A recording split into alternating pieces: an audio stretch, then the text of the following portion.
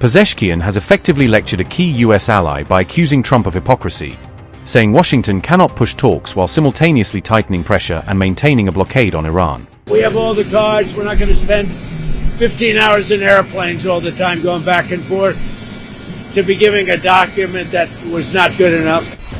Even as Trump projects that he holds all the cards, Tehran is answering with a tougher warning that pressure will only deepen resistance rather than force Iran into submission.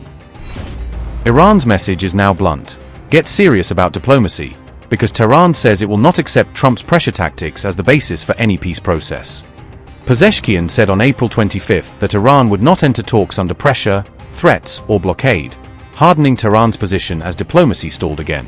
The Iranian president made that declaration during a phone call with Pakistani Prime Minister Shehbaz Sharif, as Islamabad continued trying to keep a mediation channel open.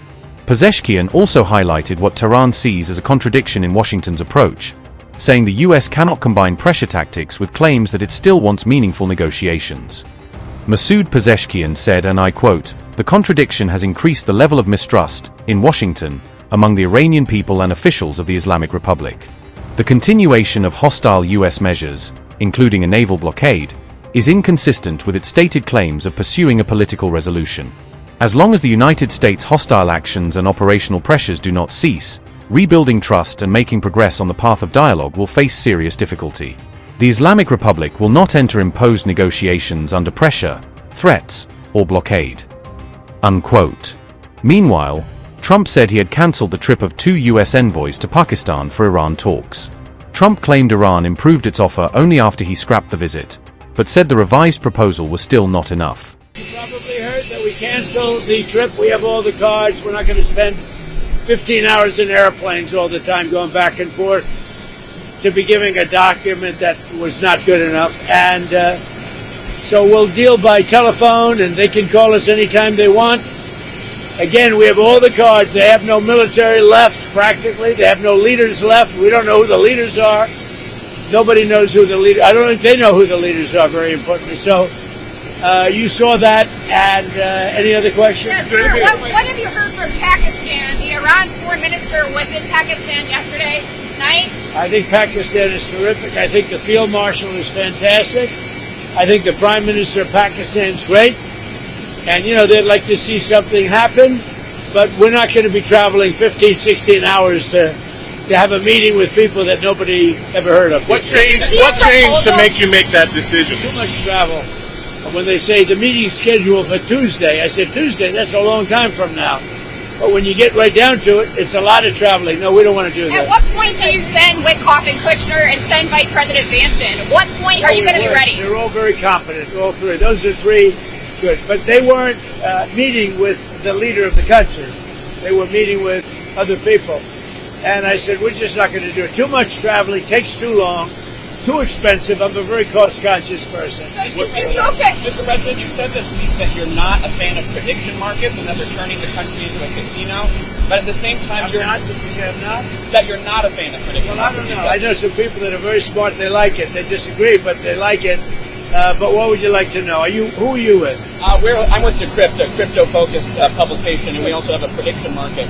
And your administration is aggressively pushing to legalize these markets, and I was wondering if you potentially wanted to reconsider that policy. A lot of other countries are doing it, and when the other countries do it, we get left out in the cold if we don't do it. So, but I know people that are in the prediction market business, and they're pretty. On the subject of crypto, what made you decide to go and attend this Mean Coin conference today? It's a big industry, and we want to beat China at the industry. We're leading with crypto. We're leading with AI, and I really feel I have an obligation from this. As a president, I have to be able to make sure that all of our industries do well. Crypto is a big industry. It's become somewhat mainstream. The banks have it. People have it, and I think as the leader of the country, we want to lead in AI. And we're leading China by a lot in AI, and we're also leading in crypto. Do you agree with the decision by Jeanine Pirro to drop the investigation into Jerome Powell? Well, I want to find out. You know, it's not dropped. They're looking into the whole thing about. Refer to the IG. What I want to look at, with the IG. What I want to look at is, how can a building that I could have done for $25 million cost $4 billion? That's a big thing, and he was in charge. So we'll get to the bottom of it. Yeah, I think Janine is fantastic. And she worked with other people on that. I tell you, I want to find out, I have an obligation to find out. This was done during Biden, but I have an obligation to find out. I would have done that building for $25 million, had money left over, and it would have been open a long time ago. Did you or your people ask her to drop it? Because for the country, look, we have a railroad under construction in California. That's the worst thing I've ever seen under Gavin Newsom. And I want to find out why that one is costing 20 times what it was projected to cost. Likewise, the Fed building is a small. I built a hotel in Washington. It's a Waldorf Astoria. I built it for $201 million. And I believe it's bigger than the Fed building. Add your bathrooms, you have a lot of, it's much tougher, much more expensive to build a hotel than an office. I want to find out, how can a building of that size cost for whatever it's going to be? Nobody knows, by the way, what it's going to be. Kevin is going to be fantastic, Kevin Warsh. He may never get to be in that building. Is it smooth sailing for him now? Will Tillis drop his block? I would imagine it's smooth, but whether it is or not, somebody has to find out why that building that should have cost $25 million is costing billions of dollars. Sure, what else? And you know why they have to find it out? For other buildings, because that's not the only one. I think that's the most egregious example. What else caused you?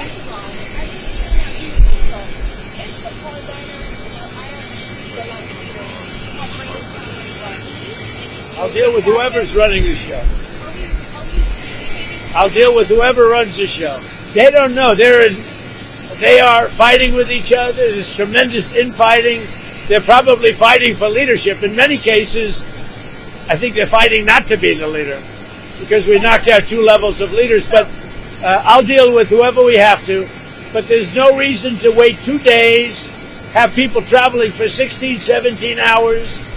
And we're not doing it that way. We'll do it when they want. They can call me. We have all the cards. We've won everything. We have all the cards. Yesterday you said to Reuters that we're dealing with who is in charge now. What changed from yesterday to today? Nothing. It's just that they gave us a paper that should have been better. And interestingly, immediately when I canceled it, within 10 minutes we got a new paper that was much better. What was on that paper, sir? What was? Can you explain? We talked about they will not have a nuclear weapon. It's very simple. Look, that whole deal is not complicated. Iran cannot have a nuclear weapon. It's very simple. Did they offer like 20 years on? Will you continue the ceasefire? Haven't even thought about it. Did they offer anything in return to 20 years of suspending enriched uranium? They offered a lot. What did they offer? They offered a lot, but not enough. Thank you. Will Kevin Warsh be Fed chair in May, do you think? That cancellation came even as Iran said it had already shared a workable framework with Pakistan through its own diplomatic channel. Araghchi said he had presented Tehran's workable framework to Pakistani mediators as part of efforts to permanently end the war on Iran. He made the remark in a post on X after wrapping up a day-long visit to Islamabad. Abbas Araghchi said, and I quote, "Very fruitful visit to Pakistan, whose good offices and brotherly efforts to bring back peace to our region we very much value. Shared Iran's position concerning workable framework to permanently end the war on Iran. Have yet to see if the US is truly serious about diplomacy." Unquote. Earlier, Iran had already rejected a second round of talks in Islamabad over the continuing US naval blockade, which remains a central obstacle to direct engagement.